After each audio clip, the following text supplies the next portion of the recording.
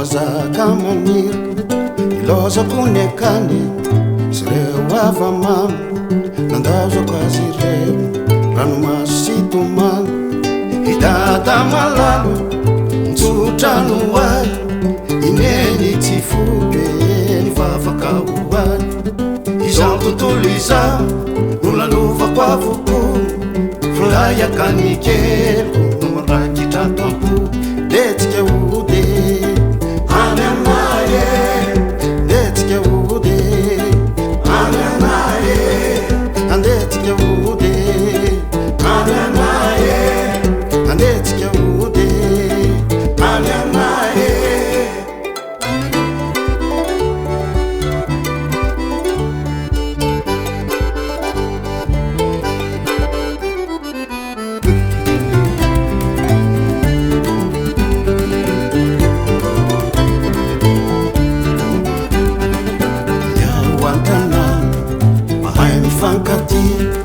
rehefa tonga vahiny mifampindrana voli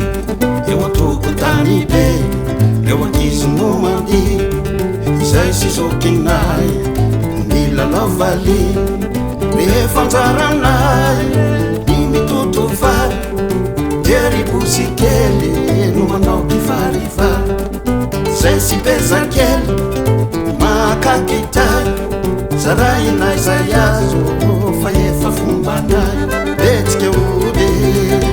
any anaye letsika ode any anaye andetsika ode any anaye andetsika ode any anaye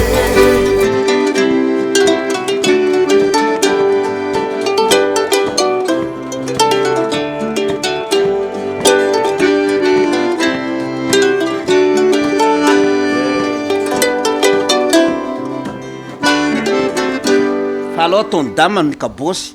vai toi aminao any manampy ny hira raha ohatra ka sendra mangitahita na hoe te hihinan-javatra kely